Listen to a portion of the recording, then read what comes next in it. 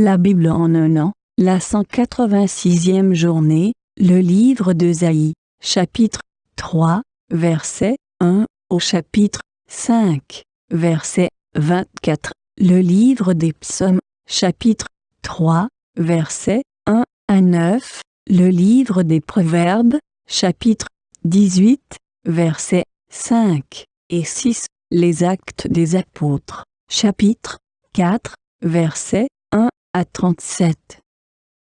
Le livre d'Ésaïe, chapitre 3.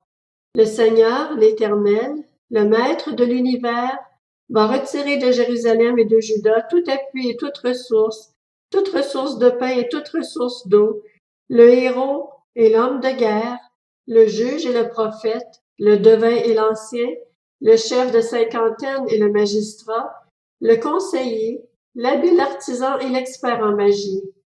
Je leur donnerai des garçons pour chefs, et des gamins capricieux domineront sur eux. L'oppression sera réciproque parmi le peuple. Chacun opprimera son prochain. Le jeune garçon maltraitera le vieillard, et le vaurien, celui qui jouit des honneurs.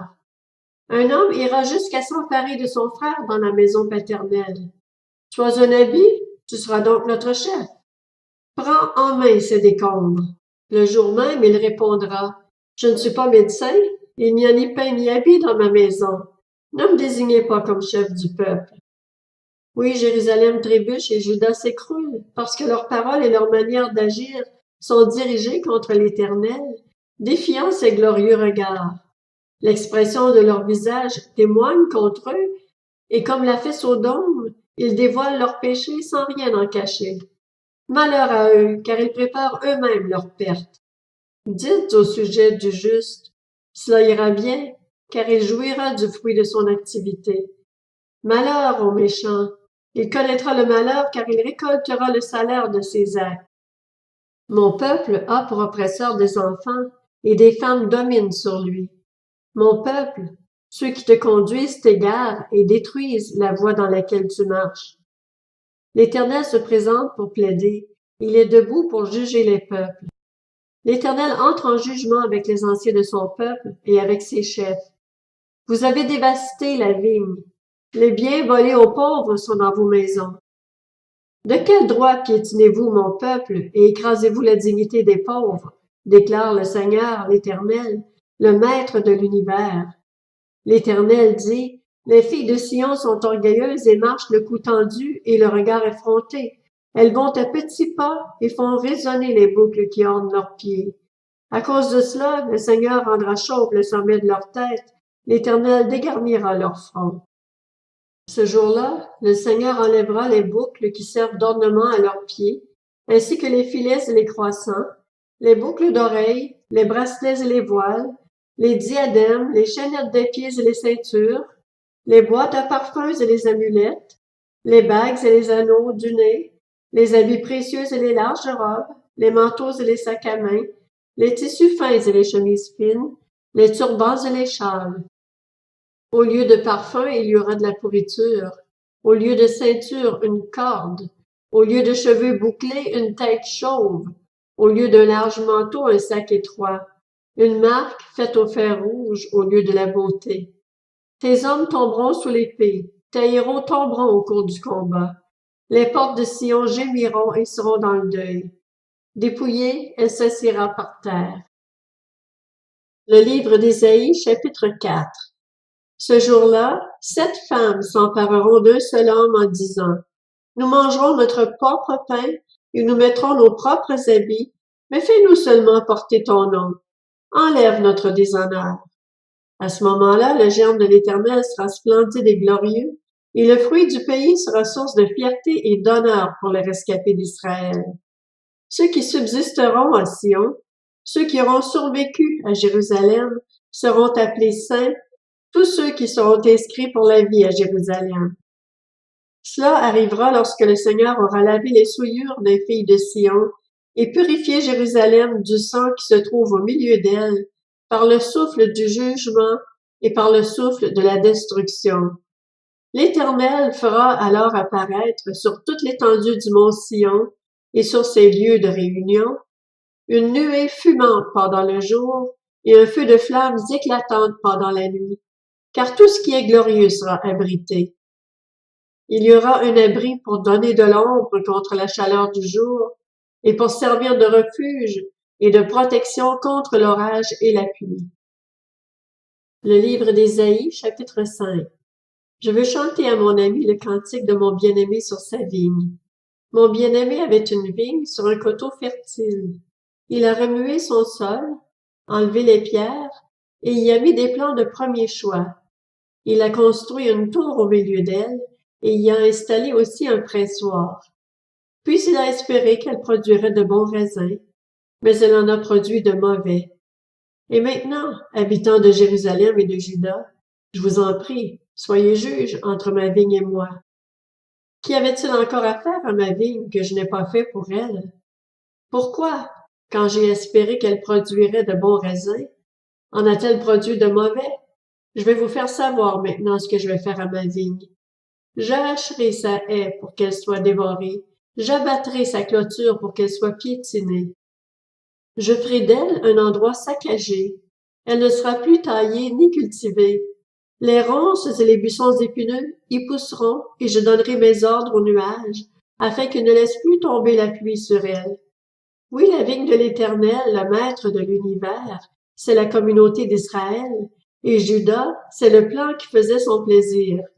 Il avait espéré de la droiture, et voici de la justice. De la justice, et voici des cris d'accusation. Malheur à vous qui ajoutez maison à maison, et qui joignez champ à champ, jusqu'à ce qu'il n'y ait plus d'espace, au point que vous êtes les seuls à habiter au milieu du pays. Voici ce que m'a fait savoir l'Éternel, le maître de l'univers. C'est certain, ces nombreuses maisons seront dévastées. Ces grandes et belles maisons n'auront plus d'habitants. Oui, 2 hectares de vignes ne produiront qu'un baril de vin, et 10 mesures de semences n'en produiront qu'une. Malheur à ceux qui courent de bon matin après les boissons enivrantes, et qui s'attardent le soir, parce qu'ils sont échauffés par le vin. La harpe et le luth, le tambourin, la flûte et le vin animent leur banquet, mais ils ne font pas attention à l'activité de l'Éternel. Ils ne voient pas ce qu'il fait. Voilà pourquoi mon peuple sera soudain emmené en exil. Son corps d'élite sera composé d'hommes affamés, et sa population sera desséchée par la soif. Voilà pourquoi le séjour des morts s'ouvre et s'élargit démesurément.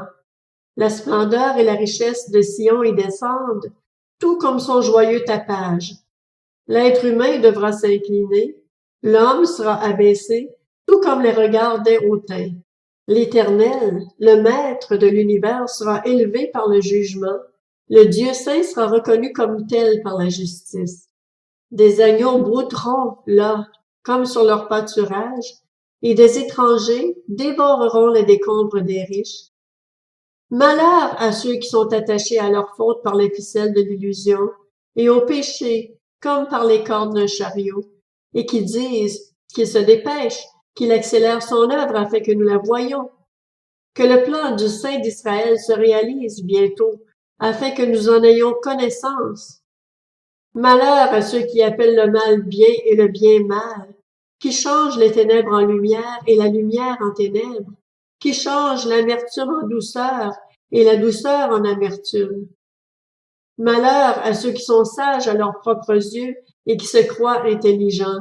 Malheur à ceux qui sont forts pour boire du vin et experts dans la préparation des liqueurs fortes, qui, pour un pot de vin, déclarent juste le coupable et refusent de rendre justice aux innocents. Voilà pourquoi, tout comme la langue de feu ne fait qu'une bouchée du chaume, et tout comme l'herbe sèche est incapable de résister à la flamme, leur racine sera pareille à de la pourriture, et leur fleur se dissipera comme de la poussière. En effet, ils ont rejeté la loi de l'Éternel, le maître de l'univers, et ils ont repoussé la parole du Saint d'Israël. Le livre des Psaumes, chapitre 3. Psaume de David lorsqu'il fuyait devant son fils Absalom. Éternel, que mes ennemis sont nombreux. Beaucoup se dressent contre moi. Beaucoup disent à mon sujet, pas de salut pour lui auprès de Dieu. Mais toi, Éternel, tu es mon bouclier, tu es ma gloire et tu relèves ma tête. À pleine voix, je crie à l'Éternel, et il me répond de sa montagne sainte. Je me couche et je m'endors. Je me réveille, car l'Éternel est mon soutien. Je n'ai pas peur de ces milliers de personnes qui m'assiègent de tous côtés. Lève-toi, Éternel, sauve-moi, mon Dieu. Tu gifles tous mes ennemis, tu brises les dents des méchants. Le salut appartient à l'Éternel. Que ta bénédiction soit sur ton peuple. Le livre des Proverbes, chapitre 18. Il n'est pas bon de favoriser le méchant en faisant tort au juste lors d'un jugement. Les lèvres de l'homme stupide se mêlent aux querelles, et sa bouche appelle les coups. Actes des apôtres, chapitre 4. Pierre et Jean parlaient encore au peuple quand survinrent les prêtres, le commandant des gardes du temple et les Sadducéens. Ils étaient excédés parce que les apôtres enseignaient le peuple et annonçaient la résurrection des morts dans la personne de Jésus. Ils les arrêtèrent et comme c'était déjà le soir, ils les mirent en prison jusqu'au lendemain. Cependant, beaucoup de ceux qui avaient entendu la parole crurent, ce qui porta le nombre des hommes à 5000 environ. Le lendemain, les chefs du peuple, les anciens et les spécialistes de la loi se rassemblèrent à Jérusalem avec le grand prêtre Anne, Caïphe, Jean, Alexandre et tous ceux qui étaient de la famille du grand prêtre. Ils firent comparaître Pierre et Jean au milieu d'eux et leur demandèrent « Par quelle puissance ou quel nom avez-vous fait cela ?» Alors Pierre, rempli du Saint-Esprit, leur dit « Chef du peuple et ancien d'Israël, on nous interroge aujourd'hui sur un bienfait accordé à un infirme, afin que nous disions comment il a été guéri. Sachez-le bien, vous tous, et que tout le peuple d'Israël le sache. C'est par le nom de Jésus-Christ de Nazareth, celui que vous avez crucifié et que Dieu a ressuscité. Oui, c'est par lui que cet homme se présente en pleine santé devant vous. Jésus est la pierre rejetée par vous qui construisez et qui est devenue la pierre angulaire. Il n'y a de salut en aucun autre, car il n'y a sous le ciel aucun autre nom qui ait été donné parmi les hommes, par lequel nous devions être sauvés. Lorsqu'ils virent l'assurance de Pierre et de Jean, ils furent étonnés, car ils savaient que c'étaient des hommes du peuple sans instruction, et ils les reconnaissaient pour avoir été avec Jésus. Mais comme ils voyaient debout avec eux l'homme qui avait été guéri, ils n'avaient rien à répliquer. Ils leur ordonnèrent de sortir du Sanhédrin, puis ils délibérèrent entre eux, en disant « Que faire à ces hommes ?» En effet, ils ont accompli un signe miraculeux évident. C'est clair pour tous les habitants de Jérusalem et nous ne pouvons pas le nier. Mais afin que cela ne se propage pas davantage parmi le peuple, défendons-leur avec menace de parler désormais à qui que ce soit en ce nom-là. Alors ils les appelèrent et leur interdirent absolument de parler ou d'enseigner au nom de Jésus. Pierre et Jean leur répondirent « Est-il juste devant Dieu de vous écouter, vous, plutôt que Dieu? Jugez-en vous-même. Quant à nous, nous ne pouvons pas ne pas annoncer ce que nous avons vu et entendu. » Les chefs du peuple leur firent de nouvelles menaces et les relâchèrent. À cause du peuple, ils ne trouvaient pas le moyen de les punir, parce que tous attribuaient à Dieu la gloire de ce qui était arrivé. En effet, l'homme qui avait bénéficié de cette guérison miraculeuse était âgé de plus de 40 ans. Une fois relâchés, Pierre et Jean allèrent trouver les leurs et racontèrent tout ce que les chefs des prêtres et les anciens leur avaient dit. Après les avoir écoutés, ils s'adressèrent tous ensemble à Dieu en disant « Maître, tu es le Dieu qui a créé le ciel, la terre, la mer et tout ce qui s'y trouve. C'est toi qui as dit par le Saint-Esprit, par la bouche de notre Père, ton serviteur David. Pourquoi cette agitation parmi les nations et ces préoccupations dépourvues de sens parmi les peuples? Les rois de la terre se sont soulevés et les chefs se sont ligués ensemble contre le Seigneur et contre celui qui l'a désigné par onction. Il est bien vrai qu'Hérode et Ponce Pilate se sont ligués dans cette ville avec les nations et les peuples d'Israël contre ton saint serviteur Jésus que tu as consacré par onction. Ils ont accompli tout ce que ta main et ta volonté avaient décidé d'avance.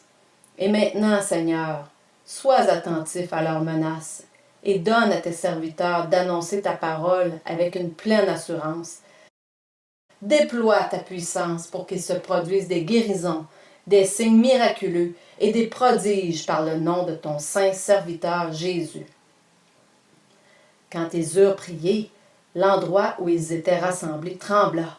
Ils furent tous remplis du Saint-Esprit et ils annonçaient la parole de Dieu avec assurance. La foule de ceux qui avaient cru n'était qu'un cœur et qu'une âme. Personne ne disait que ses biens lui appartenaient en propre, mais ils mettaient tout en commun.